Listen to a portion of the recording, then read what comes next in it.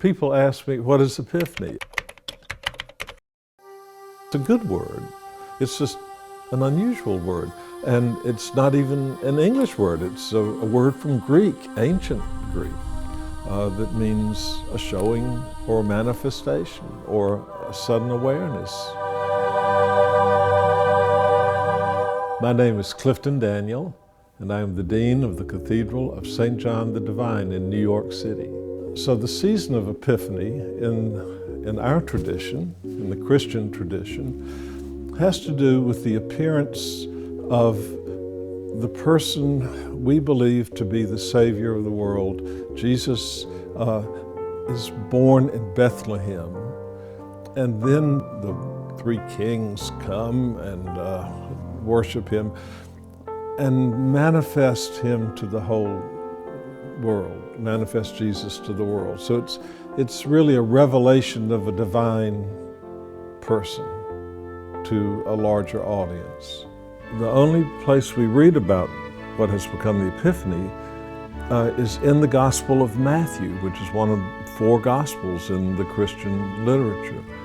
And it's an account that points to a reality, but it may not have happened in a way that it could have been reported in the New York Times. The 3 kings, the wise men, sometimes the magi is another word for them, the wise men. We don't know that they were men. We don't know that they were kings. We just know they were wise ones. Now, who does that mean? Anybody can be a wise one, a man, a woman. So there were 3 wise people who traveled a long way, according to Matthew's Gospel, to come to see the child Jesus in his home. And they brought gifts, gold and frankincense and myrrh. Frankincense is, you know what incense is, right? You light it and it smokes and it smells good, and that's frankincense. Myrrh is a burial ointment. So they're the 3 gifts, rather strange. 2 of them were sort of okay, but one is sort of a clunker, isn't it? Epiphany is traditionally on January the 6th. And if you count on the calendar, you'll find out that it's 12 days after Christmas Day. So Christmas is not just a day.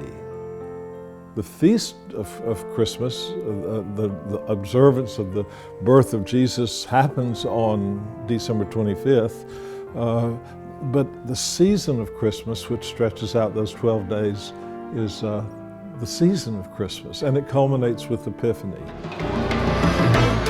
Latin countries, they celebrate it with fiestas and parades and singing and guitars and trumpets. It's a wonderful celebration. It makes me wish I were in Mexico on that day.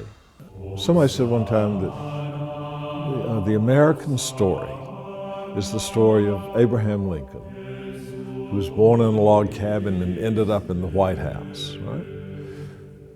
I said, but the Christian story is exactly the opposite. Here's someone who was born, as it were, in the White House and then comes to live in the log cabin. The Christian story is the story of a God who cares passionately about God, his own or her own, God's own creation, and who comes to live with his creation, not to live separate from it, remote from it, but involved with it day by day. And that's the meaning of Epiphany, isn't it? God with us.